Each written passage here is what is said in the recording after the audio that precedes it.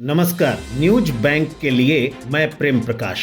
फिलहाल पलामू जिला के मेदिनीनगर में नगर निकाय के चुनाव को लेकर महापौर के प्रत्याशी से लेकर वार्ड पार्षद के प्रत्याशी तक अपने प्रचार में लगे हुए हैं। चुनावी माहौल को देखते हुए न्यूज बैंक प्रस्तुत कर रहा है विशेष कार्यक्रम रूबरू की इस कड़ी में न्यूज बैंक की टीम पहुंची है मेयर प्रत्याशी शीला कुमारी के आवास पर। शीला कुमारी कोई परिचय की मोहताज नहीं, पूरा शहर उन्हें रोटी वाली दीदी के नाम से जानता है। रूबरू कार्यक्रम के लिए मेयर प्रत्याशी शीला कुमारी से बातचीत किया है हमारे वरिष्ठ पत्रकार अश्विनी कुमार घई ने। आइए हम देखते हैं बातचीत का प्रमुख अंश।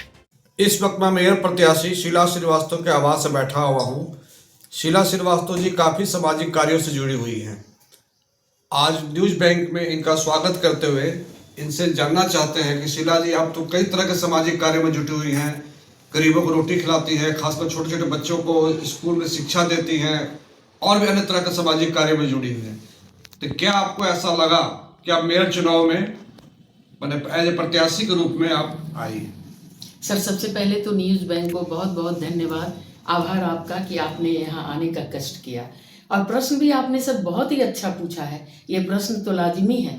मैं मेयर प्रत्याशी कभी भी बनने को तैयार नहीं थी, लेकिन मुझे ये लगा कि हर गली हर मोहल्ले में मेरा शिक्षा से, महिलाओं को स्वरोजगार से जोड़ने के लिए या फिर रोटी के लिए मुझे जाना ही पड़ा है। तो मुझे महिलाएं हमेशा कहा करती थी कि दीदी, हम लोगों के लिए भी तो कुछ कीजिए।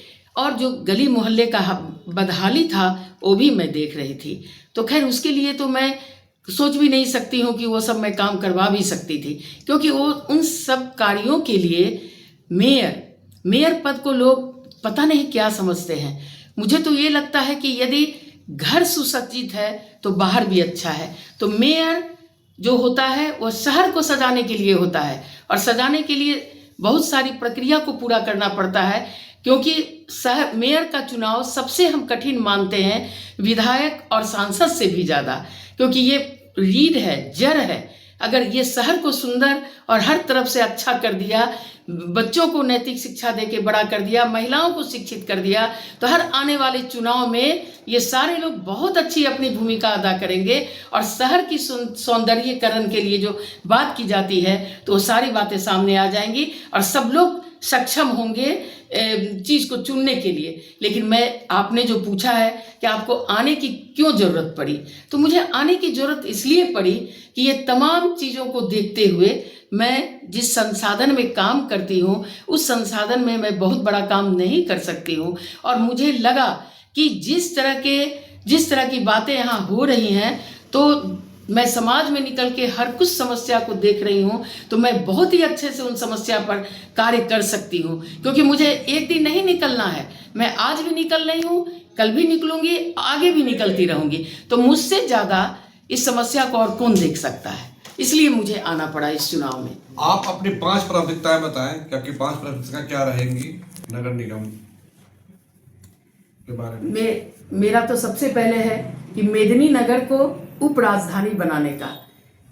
सबसे पहले मैं आपको ये बताना चाहती हूँ कि हमारे शहर में बहुत सारी समस्याओं का अंबार लगा हुआ है, और सारी समस्याओं का अंबार जो लगा हुआ है उसका एकमात्र समस्या का निदान है कि हमारा शहर मेदिनीनगर उप राजधानी बने।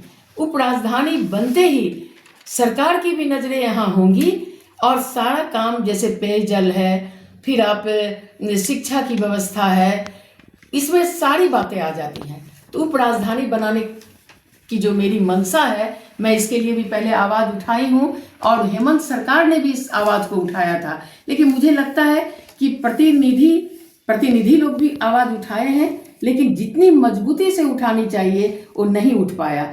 अगर मैं बनती हूँ तो उप राजधानी बनाने के लिए सर्वप्रथम बहुत जोर शोर से प्रयास करूंगी, ताकि ये उप राजधानी अगर बनता है तो हमारा शहर बहुत सारी समस्याओं से निजात पा लेगा। शीला जी, ये तो होगी पहली बात। इसके अलावा अन्य 4 मुख्य मुद्दे क्या हैं? हमारे पलामू में पेयजल की बहुत ही बड़ी समस्या है, लेकिन जब मैं जो बताई हूँ कि मेदिनीनगर को उप राजधानी बनने दिया जाए, या बनाने की प्रक्रिया जब होगी तो मुझे पूर्ण विश्वास है कि पेयजल की व्यवस्था भी अच्छी हो जाएगी। और दूसरी जो है, जो मेरे मन में आ रही है, आपने नहीं पूछा लेकिन मैं अपने दिल से, जो मेरे दिल में ये है कि मैं जब भी अपने चुनावी दौरे में जाती हूँ तो दिहाड़ी मजदूर, आपका शहर भी अगर सुसज्जित होता है तो इन मजदूरों के बदौलत, काम भी होता है तो इन मजदूरों के बदौलत। तो मजदूर तो हमारे शहर की रीढ़ है, काम की रीढ़ है।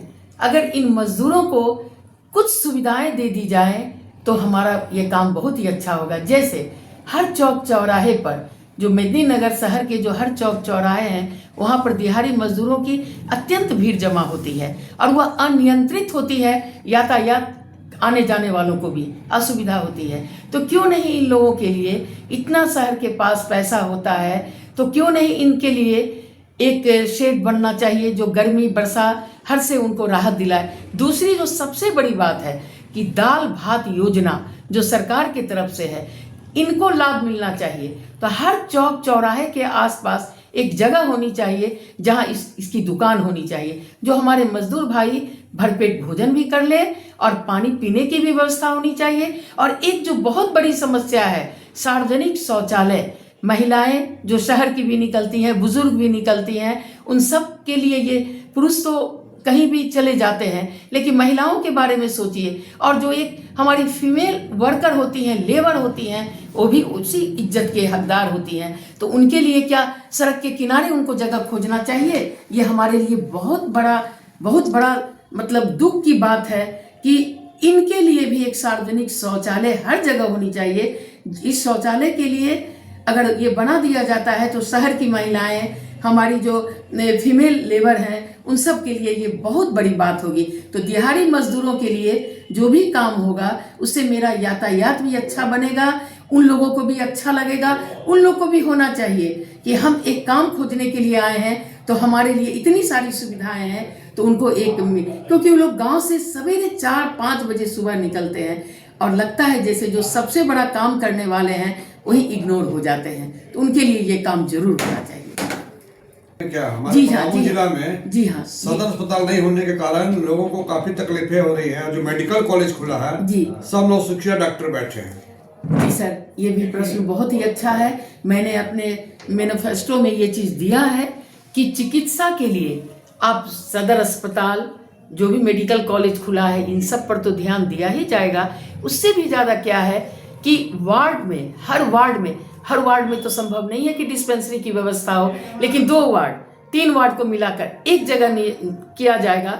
जो इमरजेंसी है या साधारण भी बुखार है या कुछ है, तो उसके लिए कम से कम नगर वासियों को इतनी सुविधा तो होगी ही कि जो इतनी लंबी लाइन लगने के बाद भी लोग बताते हैं कि वहाँ काम नहीं हो पाता है।